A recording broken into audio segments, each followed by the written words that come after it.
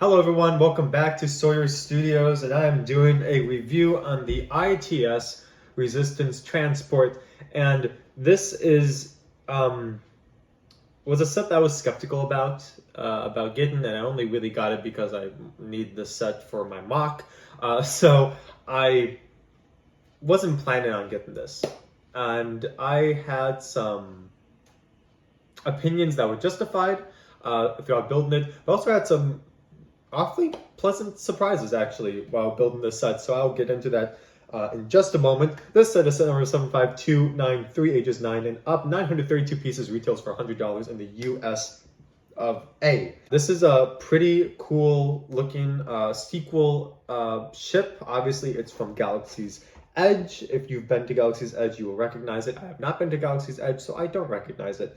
It says right here, transported from Star Wars Galaxy's Edge, trade now post, and then in Orabesh it says Batu, which I'm assuming is the name of the trade now post, or unless they just put a bunch of random Orabesh on there and it doesn't make any sense like they did with The Last Jedi, Ryan Johnson.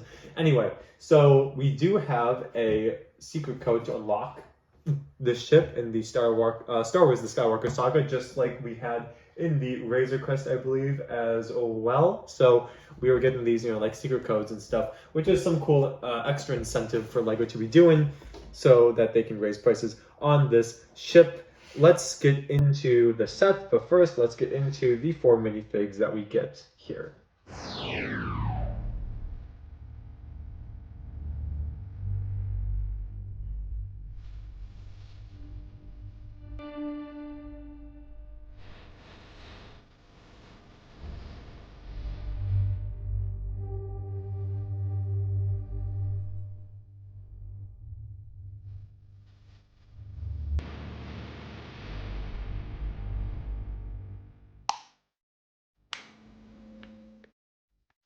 So the first minifig that we get is Vi Morality.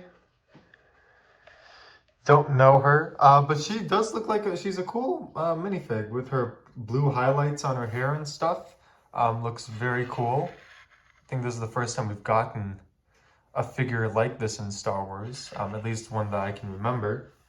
She has an orange torso with some printing. She has some brown legs. A cool orange vest, comes with a pistol. She does have a double-sided face. This face is more, I guess, like angry or ambitious, and then you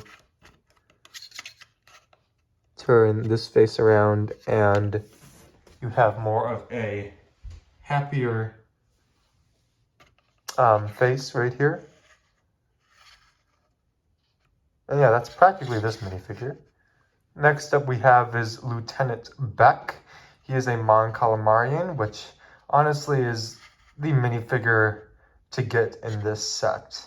I love Mon Calamarians. LEGO doesn't make a lot of them, and it's definitely a good thing to get when LEGO makes a Mon Calamarian minifigure. It has a nice olive green and brown sort of like color scheme going on with a nice resistance sort of style suit right here. Also comes with a blaster pistol and a very nice dark gray, light gray head design as well. Next we have literally Astromech Droid trademark. Like, it's literally just called Astromech Droid. They didn't even give him like a number or letters, which I feel very sorry for this dude. What a tragedy. It's literally just an Astromech Droid. So yeah, from the looks of it, it looks actually Imperial. It might be, you could give him a cool backstory like, oh, it was Imperial, then the Resistance got a hold of him and reprogrammed him, blah, blah, blah, blah, blah. Really cool red and white color scheme, and I like the all black look too, but it kind of doesn't fit the Resistance color scheme, so I'm wondering why LEGO decided to go with this Imperial style looking droid. And finally, we have the infamous Gunk Power Droid, or GNK Power Droid. Just Gunk Droid is what this is mainly referred to as. It's a nice brick-built droid. Once again, it kind of feels a little bit off-putting that LEGO gives you 4 minifigs, and one of them is an Astromech Droid without a name, and the other one is a brick-built Gunk Droid that kind of is a little bit annoying minifig-wise, but, it's a meme, so I guess it's okay. It's made up of the sea green bricks and light gray, so pretty cool. Now for the ship itself, this ship only has 9 stickers, and they're pretty, like, concealed. You know, they're small. They're not like big nuisances. They're just for extra design here and there, and then there's a cool screen inside the cockpit. Let's start up here at the front. We have 4 stud shooters, and they can rotate 360 degrees as such. You know how stud shooters work. You just click here and then the stud pops out. Not going to do that because we all know how that goes. You can see this is actually a very satisfying part of the ship to build. This is actually probably my favorite part of the ship to build here, because I love it whenever we have like the circular dome pieces, and then this piece right here fits inside and fits so perfectly, like it's sealed around. This piece is separate from this piece, like just to see the windshield sort of like continue on over here and still be, you know, like fairly circular, and over here. It just was very satisfying to all put together and sort of have it come into place. This was also a very satisfying part to build up front. The way that this cockpit opens is very cool as well. Unfortunately, there's quite a large gap here, but this part up here is sealed well, and you pretty much just lift this up. As you can see, that is detached on different pieces, and it just really easily comes up. Now, something that I kind of wish Lego did was add out like some sort of extra detailing, maybe like in here, maybe like a gun rack or something, or I don't know, maybe like even like a seat in here, because right now this cockpit looks very lackluster. You have like a little place for some feet, but that's really it. You do have a sticker in here. I'm gonna try to show it. Let me lower this and see if I can get a good angle. There is a screen in there. I'm sort of getting it in the shot. You can't really see it, but there's a sticker screen in there for the person to look at. It pretty much just has like, you know, a low targeting system and stuff like that. Nothing really that important or groundbreaking. So that's like the only detail in the cockpit, which kind of is a little disappointing, not gonna lie. I wish there was more detailing. I feel like Lego could have done something on the side even. But, you know, you can take your minifig, such as Vi or V or whatever her name is. You can put her right in here. She will go in with her pistol. There we go. And then you can close the top.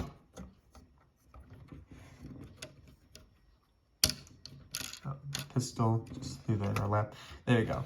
And you can close the top down, and she is snug in there, and she can fly the ship.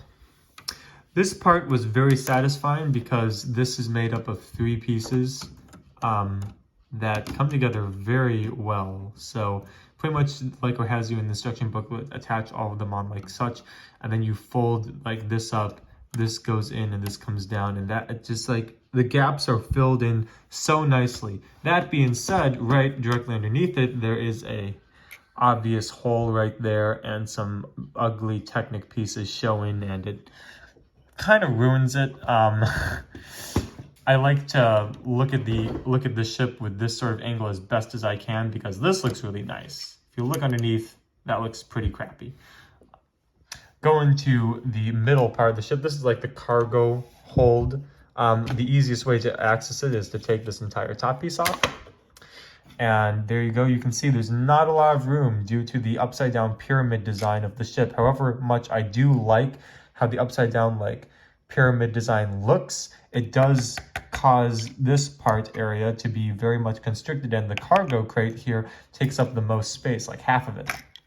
Inside are just 2 standard blaster rifles. I'm not going to take them out, but they're just blasters. 2 standard blasters in that cargo. And you can, you know, obviously put some minifigs in there. You know, put the Astromech Droid minifig that has no name in there as well. Now there's a couple other ways that you can access this. You can also access it through the ramp underneath, and this also comes up. And this sort of acts as a ramp so that they can walk out and back on, very much like that Twinkie ship from The Force Awakens that people nicknamed that just folds back up, but I think you actually have to, yeah, you have to fold this part down first before that part comes up. And, you know, you can open the ship up with the top on, you know, you can still have that open completely. You don't need to take the top off. And you can see the minifigs in there. Going on to the back, you have these 8 beautiful engines. I really like this uniform design. It reminds me a lot like the Tanta V4 engines, and I really like how Lego's making these engines now. It looks very, very nice. This is literally a black dome. There's nothing in it. There's nothing in the back here. Like, very much lacking in features. I feel like Lego could have done something in this part of the ship, like a secret compartment or something, but nope, nothing. It's just engines, which were actually pretty fun to make, but yeah, there's just engines. Now, there are 4 stationary stud shooters in the back, and I was asking myself, you know, are these actually meant to be like rear guns? Because that is the weirdest position. I have a theory, I think I'm right, that these are really just supposed to be smaller engines. And if you want to shoot them out, you can. Sort of like how in the Old Republic Corvette class cruiser, the guns in the front were flick-fire missiles, but they were meant to just be like guns, and if you wanted to use them as flick-fire missiles, you can. The reason why I think these aren't really supposed to be flick-fire missiles, but you can use them if you, sorry, not flick-fire, stud shooters, but you can use them if you wish, and they're really supposed to be engine designs, is because if you look at the box art, you have, you know, like the stud shooters being shot out from the front, but there's nothing being shot out from the back. If you turn the set around to look at the features, it shows you like the cargo feature, the stud shooters in the front in 360 degrees, the ramp going down, and then up above you can see like the cockpit area. And nothing is, like, it doesn't show at all the stud shooters in the back, which leads me to believe that this set is, that purpose is mainly for just smaller engines. It doesn't really make sense to shoot them. I mean, you can if you're being, I guess, followed, but they're stationary, so there's not a lot of excitement that goes into that. So overall, how would I rank the set on the Sawyer Studios Lego tier system? This is a tough one, and I'm going to give my explanation before I tell you my answer. So this set is $100 retail. However, I got it at Target because Target is doing, and I love it whenever Target does this because it's great. Spend more than $50 in Lego, you get $10 Target gift card, practically $10 off. And I also have a red card, so I get everything that I buy from Target is 5% off automatically. So I didn't really get this for $100, but $100 for 932 pieces, and that's pretty close for piece per price, but it's still above. The amount of minifigs you get are not a lot, and they're not iconic, and you know, one of them's a brick-built Gunk droid, which anyone could practically build if they had those pieces. So I'd really say it's only like 3 minifigs, one of them being an Astromech Droid. There's not any really big pieces in this set to up that price. Yeah, there's not a lot of like, there's not a lot of big pieces to justify that. And like, I know it's a Target exclusive from Galaxy's Edge, but this just seems like a ship that isn't iconic, that just isn't gonna sell well because the price of it is kind of overpriced for I guess what the substance you're getting.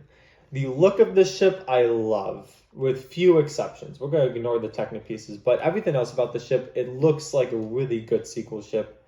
I do like this like upside down pyramid design for the cargo hold. It's very nice. Everything looks good. The features are lacking immensely. There's like not a lot of interior at all. I think Lego could have done a lot better job with that. The engines look good though. I think this is a set, and this is just a prediction now. I think this is a set that not a lot of people are going to get, but that usually means either it will continue to be unpopular. I think this is a set that will come back in popularity and could potentially be a good set to buy sealed in the box and sell it later down the road. I can't not say this doesn't look like a cool ship. Like come on, like those are pretty nice engines. You look at it from like the dorsal perspective, that's pretty good. Even looking at this ship from underneath, that honestly looks pretty darn good too. Like, and the cockpit itself, you know, this This is a good resistance ship. This is a nice ship to have in your fleet. And you could deck it out however you want. This is an easy ship to mod. I mean, this is why I bought it, so I could mod it to look like a different ship. But yeah, this is a good baseline. The only thing that really bugs me is the minifigs and the price tag. It just it doesn't sit well with me. So I'm gonna give this set so close to giving it brick separator, but I'm gonna give it printed pieces. I was gonna give it a rank above that, which I believe is 5+ minifigs, but the price tag on it doesn't make any sense to me, and that kind of just is a big turnoff. I would not have gotten this set unless Target was doing the $10 off, or $10 gift card, buy $50 or more in Lego, and if I had the 5% discount for my red Target gift card. So it's going to be printed pieces, but we get one color my minifigure, which is pretty cool, and I'm sure I would probably give this set a higher ranking if I have actually gone to Galaxy's Edge. So when I eventually go, I'll bring back this set and let you know if my opinion on it changes. But as of right now, for someone who hasn't been able to go to Galaxy's Edge, so sad. Yeah, this is a good set. This is a solid set. And I definitely will say I was more pleased with it than I had expected. However, my expectations were pretty low, so take that into consideration. Why I suggest getting this? I'd suggest getting this on sale. Wait 8 months for this wave of Star Wars sets to go by, and this is definitely a set that isn't gonna sell out. So I would suggest wait for it to go on sale. It will. Target will have it for however % off eventually, and then pick it up. And this is probably a set, honestly, that the Lego store will have on sale before it retires it. So if you don't want to pay full price, wait for that opportunity, or else ask for it for a gift or something. So yeah, that's my review on the Resistance ITS Transport. Thank you everyone for watching this YouTube review. Please like, comment, and subscribe down below. Click that bell icon. If that bell icon's not on, so you can get notified when I'm posting new content. Join the Discord server. Link is in the description below so that you can get connected to the Story Studios community. Figure out when I'm doing future live streams, all that good jazz. Keep up to date with all the channel info and all that good stuff. Also, go check out some of my older vids from the past, because why not? I'm not posting a lot of new videos now, so perfect time to go catch up on some older content that I have posted in the past. Also, I'd also like to say, please go check out my mock videos. Those are definitely the most popular vids on my channel. If you haven't checked out those mock videos yet, please do so. I think they're pretty amazing. Finishing up a mock right now, so I'm very excited for that. And I'm also starting a mock within the next couple weeks. That's gonna be fun. I already know what I'm doing. I can't wait to share it with all of you. All right, everyone. Story Studios. See you next time. Peace out.